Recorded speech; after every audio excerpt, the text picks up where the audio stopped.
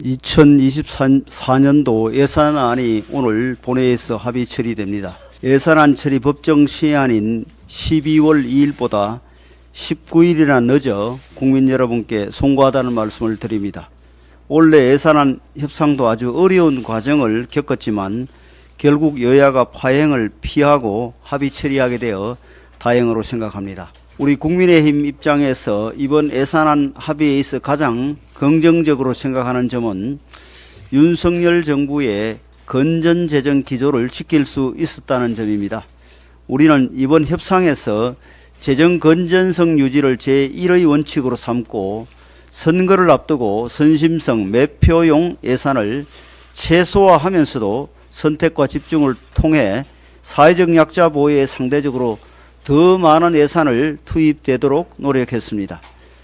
민주당이 확대 재정 요구를 거두고 정부 예산안의 기본 철학에 동의해 준 데 대해 감사하게 생각합니다. 우리는 또한 R&D 예산에서 6천억 원의 순정이 있었지만 정부가 계획한 R&D 예산 구조 조정이 큰 틀에서 관철된 것을 다행으로 생각합니다. 나눠먹기식 R&D 예산이 폐지되면서 보다 건강하고 효율적인 구조를 갖게 된 R&D 예산은 향후 지속적인 정액 과정을 거쳐 우리나라를 과학기술 강국, 첨단 미래 산업의 성자로 우뚝 서게 할 것입니다. 우리 국민의힘은 또한 민주당의 핵심적인 요구사항이었던 새만금 예산과 지역화폐 예산에 대해 각각 3천억 원의 정액에 동의했습니다. 협상에서 한편의 일방적인 승리란 없는 것이므로 이러한 양보는 불가피했다는 점을 말씀드립니다. 이번 2024년도 예산안 심사 처리 과정에서 여야의 의견이 극단적인 차이를 보이며 한때 준예산 사태가 초래되는 것 아니냐는 말까지 나왔습니다. 예산안 문제가 다른 정치적 쟁점과 맞물리면서 12월 내내 극심한 여야 대결이 계속되었습니다. 그 와중에도 예산안만큼은 여야가 정치력을 복원해 타협을 이룸으로써 내년도 민생이 걸려있는 예산안을 합의하게 된 것입니다. 이제 예산안 이외의 다른 여러 쟁점에 대해서도 여야가 의회 정치를 복원하고 대화의 정치를 정착시켜 국민들께 새해에는 더 행복하고 희망찬 한 해가 되겠구나 하는 마음이 들도록 했으면 좋겠습니다. 민주당이 어제 보건복지위 전체회의에서 정부 여당은 물론 정의당 의원의 반대에도 불구하고 지역의사제 도입과 공공의대 설립법을 일방적으로 통과시켰습니다. 지역의사제는 의대가 지역의사 선발 전형으로 학생을 뽑아 의료 취약지역에서 10년간 의무 복무하도록 하는 내용입니다. 공공의대법은 의사사관학교라고 할 수 있는 공공의대를 세워 전액 국민 세금으로 의사를 양성하고 10년간 의료 열악지역에서 의무 복무하도록 하는 내용입니다. 이들 법안은 직업 선택의 자유를 침해한다는 위헌 논란이 있어 신중하게 다뤄져야 하는데도 민주당은 또다시 입법 폭주 페달을 밟고 있습니다. 무엇보다 큰 문제는 현재 정부에서 추진하고 있는 의대 정원 확대에 대해 의사들의 반발이 이미 심한 터에 이 법안들은 의사들을 벼랑 끝으로 모는 꼴이어서 의대 정원 확대 자체를 무산시킬 가능성이 높다는 것입니다.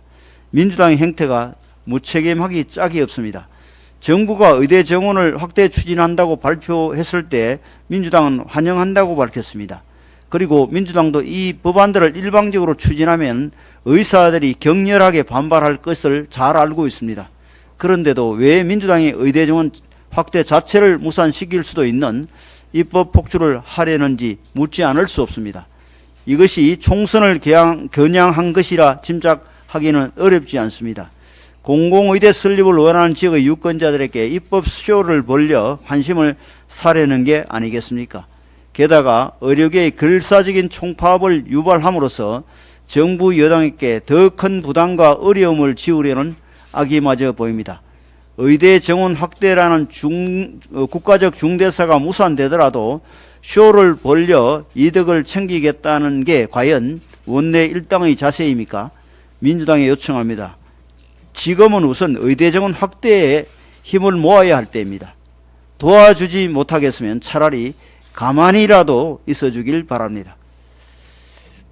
현대차가 4,100억 원 가치의 러시아 공장을 단 14만 원에 매각했습니다.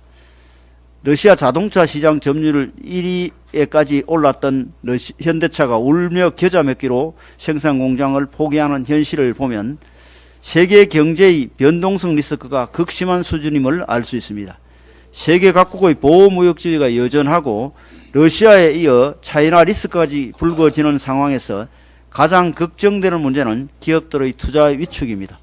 해외 경제 상황이 어려운 데다가 국내에선 킬러 규제 혁파 법안이 국회에서 발이 묶이고 있고 고금리 현상이 지속되면서 기업의 설비 투자가 좀처럼 활성화되지 못하고 있습니다. 이러는 사이 올해 일본은 설비 투자가 32년 만에 100조 엔을 돌파하며 투자주도 성장에 본격적으로 시동을 걸었고, 영국은 경기 부양을 위해 생산 설비 투자액의 25%를 세금에서 공제하는 결단을 내렸습니다. 이렇게 경쟁국들이 투자 활성화에 사활을 걸고 있는데 우리나라는 감세를 무조건 적대시하는 일각의 시선 때문에 경제 회복의 골든타임을 놓치는 것은 아닌지 우려됩니다. 이런 측면에서 우리 여당은 최상목 경제부총리 후보자가 임시투자세 공제 연장을 적극적으로 검토해야 한다고 말한 데 같은 인식을 가지고 있습니다. 다행히 하반기부터 수출이 활기를 띠고 있고 영국 이코노미스트지는 대한민국의 경제 성장을 35개 OECD 회원국 중 2위로 평가하기도 했습니다. 물이 들어올 때 노를 저어야 하는 법입니다. 이런 거시적인 성과를 민생경제 개선으로 이어가기 위해서는 민간 소비의 근원이 되는 기업의 투자를 더욱 촉진해야 합니다. 정부의 세수 감소를 우려하는 의견도 일리 있지만 기업이 먼저 투자를 늘려야 경제 전반에 돈이 돌고 그들 세금도 많아지게 됩니다. 엄혹한 글로벌 경제 여건과 경쟁국들의 과감한 투자 활성화 조치를 감안해서 야당에서도 임시투자세 공제 연장을 긍정적으로 검토해 주시길 부탁드립니다. 송영길 전 민주당 대표가 전당대회 돈봉투 사건으로 구속됐습니다. 그동안 민주당은 송영길 전 대표에 대한 검찰 수사에 대해 정치 탄압이다, 검찰의 기획이다 등 온갖 비난을 퍼붓더니 막상 송 전 대표가 이재명 대표의 구속영장을 기각한 판사에 의해 구속되자 침묵하고 있습니다. 언론에 따르면 민주당은 내년 총선 공천을 위한 현역 국회의원 평가에서 전당대회에서 송 전 대표 측으로부터 돈봉투 수수을 받고 있는 의원들에게 감점을 하지 않기로 방침을 정했다고 합니다. 금품수수 비사건에 연루된 경우 불이익을 주기로 규정을 만들어 놓고 전당대회 돈봉투 수수는 금품수수가 아니라 정치자금법 위반이라며 감점을 하지 않겠다는 것입니다. 참으로 후한무치한 일입니다. 지금 민주당의 공천을 신청한 예비후보 중 33%가 전과자라고 합니다. 3명 중 1명이 전과자인 셈입니다. 이들 스스로 본인이 전과가 있는 줄 잘 알면서도 공천 신청을 할 수 있는 이유는 당대표가 죄질이 상당히 나쁜 전과 사범에 지금도 온갖 범죄 혐의로 법원에 불려다니는 것을 보고 나라고 못할 것이 뭐 있겠느냐라는 분위기가 민주당 전반에 퍼져 있다고 합니다. 민주당은 공천검증위원회조차도 엉터리로 가고 있다는 여론이 높습니다. 무고한 사람을 고문해서 죽인 이재명 대표의 특보를 검증해서 통과시켰다가 들통이 나니 번복하고 민주당의 주요 당직자나 친명 핵심의 지역구는 누구도 도전하지 못하도록 도전자의 자격을 박탈하는 사례도 속출해 당사자들이 반발하는 상황이라는 언론 보도도 있었습니다. 민주당은 한동훈 장관의 비대위원장 취임설이 돌자 국민의힘은 차라리 검찰당으로 이름을 바꾸라고 했습니다. 민주당이 먼저 시비를 걸어왔으니 한마디 하지 않을 수가 없습니다. 당대표가 검사 출신이라고 검찰당이라고 한다면 당대표가 전과사범에 욕설 거짓말에 능하고 공천 신청자의 3분의 1이 전과자인 민주당은 범죄당이라고 불러도 되지 않을까요? 만약 우리 당원들의 요청을 받아들여 한동훈 장관이 국민의힘 비대위원장이 된다면 온갖 범죄 비리 혐의로 재판정에 불려다니고 욕설과 거짓말의 대명사 전과자 이재명 대표와 국민에겐 겸손하고 범죄에는 단호하며 정직하고 스마트한 한동훈 대표와의 양당 대표의 얼굴이 극명하게 비교가 될 것 같습니다.